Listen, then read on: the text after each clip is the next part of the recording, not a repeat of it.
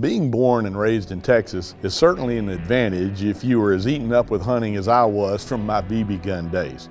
And like most young hunters, I dreamed of the day when I would graduate from rabbits and doves and finally get to hunt a white-tailed deer.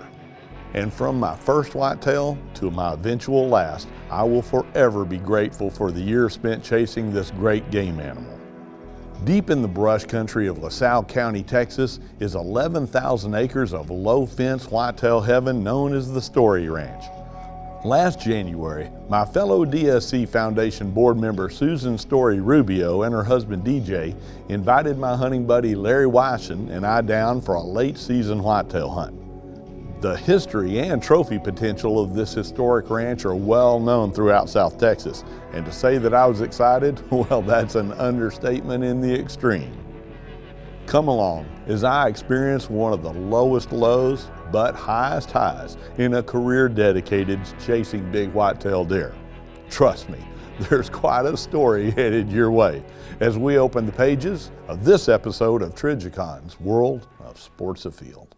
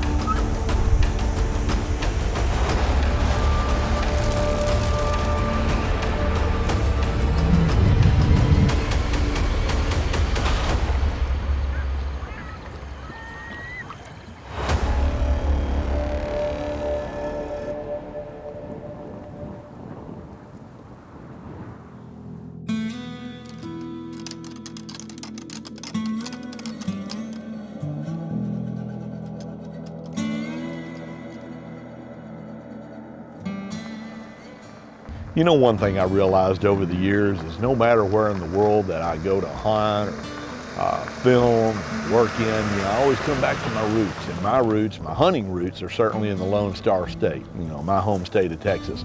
And of course, when I think of Texas, like a lot of people, I think white-tailed deer. And so much of my career has been tied to the whitetail industry, the sport of my youth, and it's something that I'll never lose interest in. Dave, go ahead. Larry's going to get right in the middle there. I want you to get kind of tucked in on that other corner on the other side of him. Looking that way. I'll be over there in a minute. I'm going to get Sue set up over here. There's been some big bucks along the way. I've been pretty blessed. I've hunted hard and had a few of those red letter moments, with particular bucks that really stand out to me.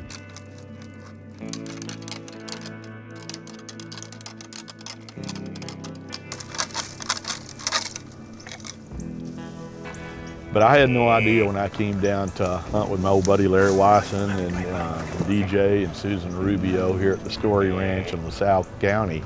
I had no idea that on December 17th, Dave Fulson was about to have one of, if not his, red letter moment in whitetail hunting.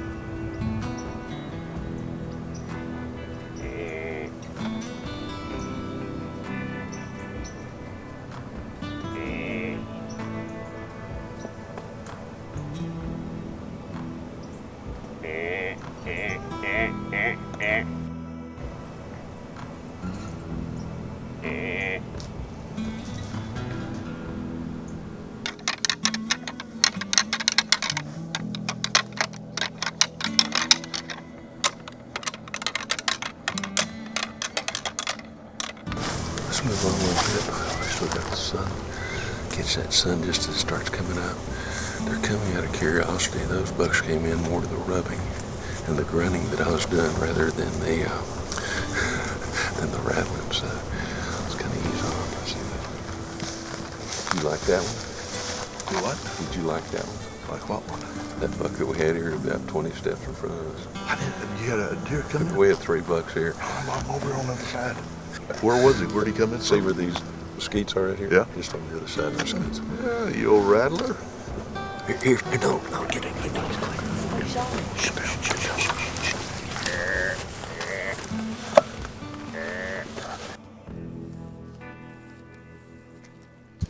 You know, one of the things with any serious management practice is doe removal, and y'all got a pretty big quota. Absolutely, yes, sir. Of doe we got to take, so you know that's part of it. You know, so generally the morning's spent hunting bucks, but once you get out of your peak buck activity, we'll corn some of these roads and try to draw out some of the does, because I mean, we got some does. Yes, sir. Yes, sir. We do, and you know, like you said, we're right at the end of the peak of the rut activity and whatnot. And as that happens, these bucks are going to start coming to the roads and coming to this corner as well to try to re-nourish themselves. So you'll start seeing them hit protein, cottonseed, and whatnot.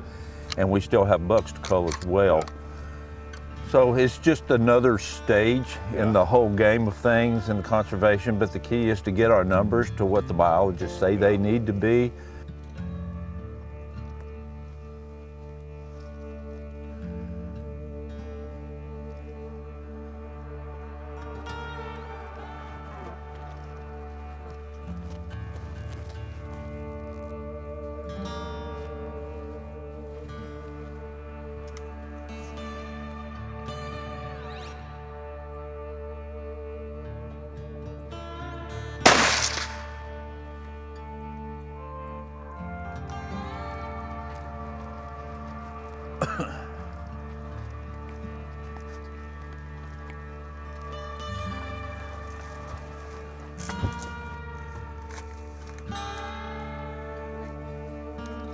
Part of any good management program is removal of antlerless deer, and the numbers you take are based upon the habitat, the population, fawn survival rate, and also your goals that you have for long-term and short-term. And this is a very nice, probably a 4 or 5 year old doe, so good one to take. She's in good body condition still.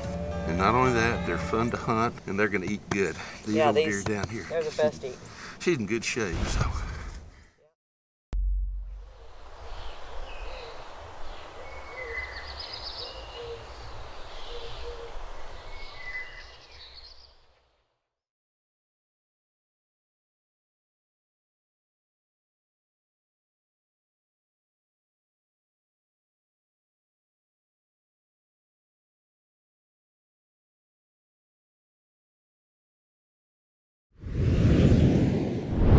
Larry, both of our careers have found us traveling the globe, hunting and producing multiple television series, and most of it's international and often dangerous game hunting. And the one thing we've both learned over those many years is that danger can come in many forms.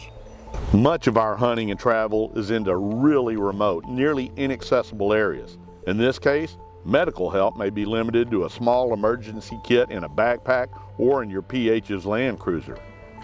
Medical emergencies and the need for immediate evacuation can come in classic forms like being charged by a wounded animal, snake bite, malaria, plane crash, or gunshot. More traditional medical issues such as heart attacks, strokes, falls, broken bones, and the like are also out there looking for the unlucky and unprepared. All are realities in the hunting game, and all can and do happen. These are just some of the reasons that we both carry 24/7 protection of Ripcord rescue and evacuation coverage, combined with Ripcord travel insurance.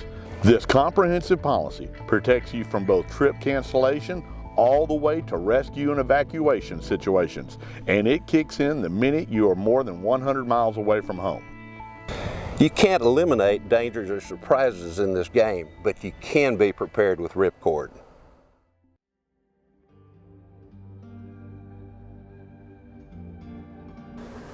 It is a fungus that grows here in this part of the world on cactus. And if you watch, look at the purple. It is a very royal purple dye that many years ago the Mayans would send traders up here because they love the color purple. And this is one of the few places where you get that kind of fungus. My fingers will be purple for a day. Earlier, I came out and I cornered, there's a rope just right over here. I cornered this. I think we can sneak in there. There's possibly something down there. There's a blind about 150, 200 yards this way. They use that rope quite a bit. I think maybe let's just ease through here and see what we can do. Stay right there.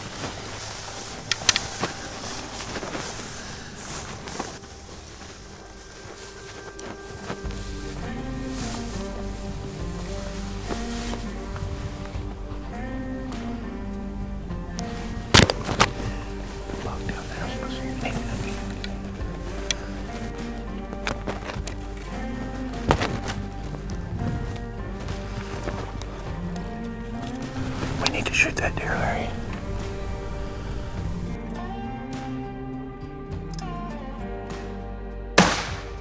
Perfect. Good job. Finally. Finally. Man, how hard have we worked to shoot these cull deer this week? You know what? Even does. Thankfully, we got into a couple of does this morning, but it has been tough. Perfect old deer to come out here. Good job. You. Thank you. Appreciate it, by golly. Thank you. Yeah, I don't think so.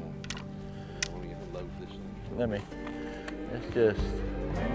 Yeah, he's done. He's done. Great. That is definitely the type of deer that we are wanting to take off of here. He himself. Yeah, yeah. He's at least 4. He's at least Perfect, 4. perfect, perfect. Cape on him, look at that. I mean, that deer's kind of a gray. Got the dark spot here. Scoundrel's been rubbing, and he was inside his ears. That was the thing I was looking for. He was definitely inside his ears. I could tell immediately he was a deer we wanted to take. Well, big old body deer. He really is. I mean, and he's in great shape. That's the other thing. Yes, sir. I hope to take some back straps home with me. I think you've got I think him. there's a pretty good one right there. I think so. Fantastic. Well, thank you, sir. Thank you. Thank you. Thank y'all for what y'all are doing down here on this ranch as well, too, with the management program. I mean, Well, I cannot wait to see what some of these deer are going to look like that we've looked at. Some of those younger bucks. Yes, sir. About another 2 or 3 years. Well, I assure you, you will be here to see them. Good Lord willing. Thank you.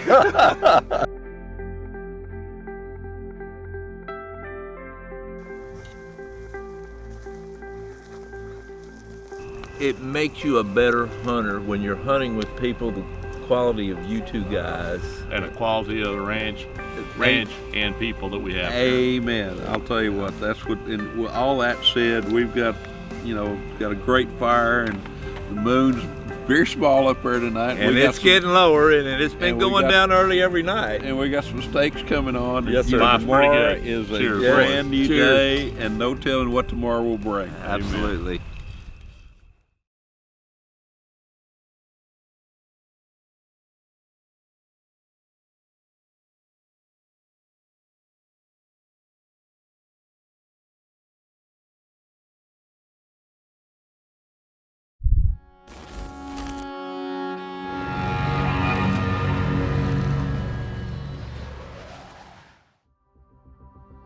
Yesterday morning, I jumped a real nice deer right down here. They're working out of this thicket here and working their way into the sun. We'll have the sun at our back, and I think we'll be all right. If we don't get anything right here, just to the left of that blind, there's a feeder. Okay. And there'll be something there. Let's give it a roll. It may even be a javelina. We got to break the ice somewhere.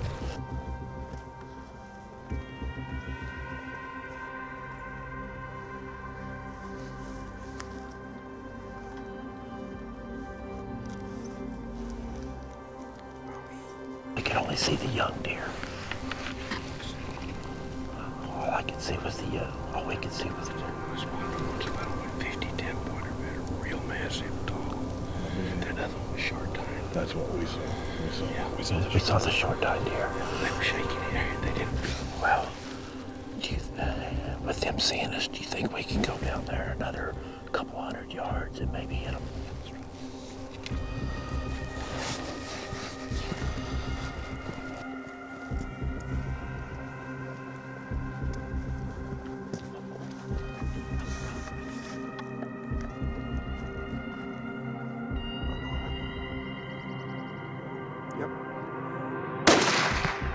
Nice! Damn. Good shot, Dave. Well, That was mature deer. Yeah. That was a mature deer. Congratulations. Great shot. Great shot. Nice Great shot. deer. good spot. Let me tell you what happened. Good job. Just keep an eye down there. I am. No, we were walking down. We done through 2 or 3 rattling sets this morning. Not much was moving. DJ said, I want to go walk another road down There he here. goes. Gone. He's up and gone. Oh, me? Come on. Let me get on the blood, Susan. Oh, well, You gonna go back and get the truck? yeah, because I may need my leggings. Dave accused me of ruining the party, but as it worked out, I was watching the deer and they were getting ready to set up for everything, and I knew this deer was down. I mean, he was down hard. There was no kicking, there was no movement of anything at all. And then all of a sudden he got up and he was gone. Well, boys, we're dealing with something that we've all had to deal with before in our careers, and we've got a deer hit. I had a frontal shot at 100 something, 115, 20 yards, and I just tried to center punch him right here. I could have pulled it off slightly, but as you can see by the footage, it just hammered him. He went straight over back, fell. I stayed on the sticks for a minute, watched it, and Larry said, "There he goes." And there was no hesitation. I mean, normally I'd have been ready, but it was up and gone. It was in the brush, so there wasn't any chance for a second shot. Which means to me, you know, I'm looking at some blood. This is muscle blood. So what we've done, you got a great friend, Roy Hines, very famous down here for his recovery dogs. And so Susan called Roy. He's inbound. It'll probably take him an hour or so to get here. We've came on the trail about maybe 100 yards. But the best thing we can do right now in this thick cover is let Roy come into the dogs. I mean, they're world class. He's done it 1,000,000 times. Yeah, I feel confident Roy and his dogs are always real successful. And if it's a fatal shot, we'll find him. And it's not a party till somebody gets hurt.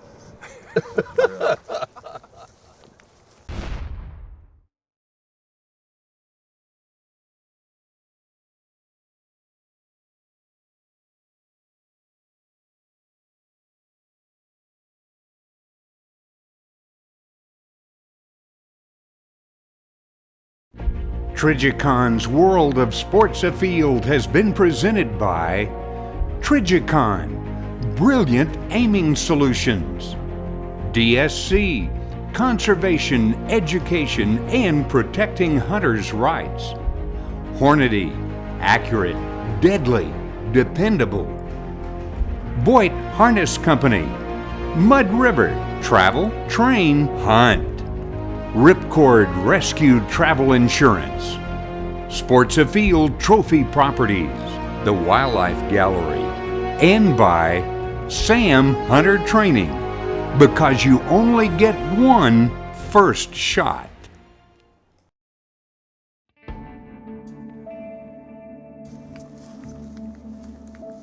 That's your track right there. It was back there. Now we've got a problem. The deer's up, he's gone. And if you know anything about the brush country of South Texas, it is a myriad of thorns that sometimes hardly a rattlesnake can't get through. But this buck has disappeared somewhere in this just absolutely dense thicket of nothing but spines and thorns.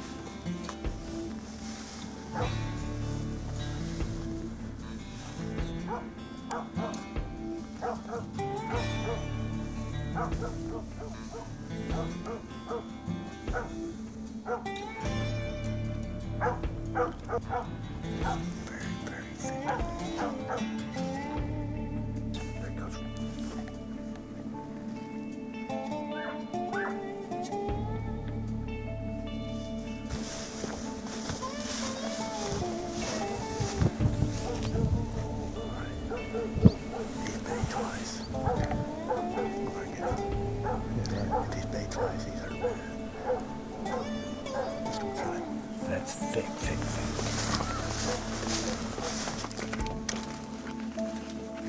This deer is baited up twice, but he's pretty mobile still. We literally caught just a glimpse of him. There's no plan in here with 3 or 4 guys.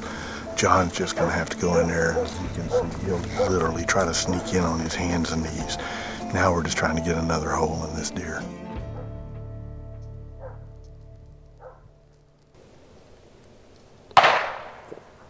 We're getting it close now.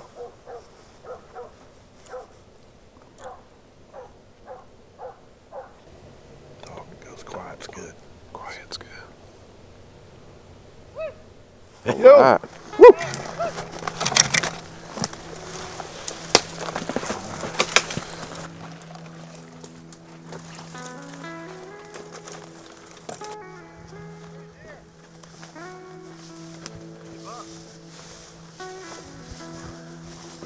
Pretty damn good job of tracking, my friend. You got it, brother. Oh, boy. Appreciate it. Thank you. Hey, I was on my hands and knees just trying to locate him. Beautiful, beautiful. There you go, well done. Pull him up and show you what we got. And that is why there was a little bit of anxiety this morning. Well, this is just a wrap up to great friendships, a great ranch, and a hell of an effort on a big old South Texas whitetail. You've only seen this buck in the daylight a couple of times. One other time. I believe I saw him yesterday morning. He saw me first and jumped in the brush and was gone. And I thought, you know what? We need to sneak on in there and just see if we can catch him off guard. And we edged down the road a little bit and kind of came around a corner where we could see further. Sure enough, this guy already had us made out, and I hit him just a little bit off center on a frontal shot, and it just knocked him, as you can see on the footage, just over backwards. And he got up. Larry said, oh, he just jumped up, and you said he came up in one motion. He just one quick motion up and gone. Yeah. Fortunately, you guys are friends with the Texas legend in the deer circles, Roy Hines, and he and his son-in-law John came out, and John went in, and John handled it like a pro, and the results are absolutely the blessing that I got in my hands right there. And I'm glad that we got our hands on him and we didn't let a buck like this get away. And I'm grateful to you guys for the opportunity to come down here and hunt on the Storey Ranch. And Larry, it's always a thrill to. Amen. You know, same here. But hey, that's a memory. I'll be an old man. That'll that won't be a memory I forget anytime soon.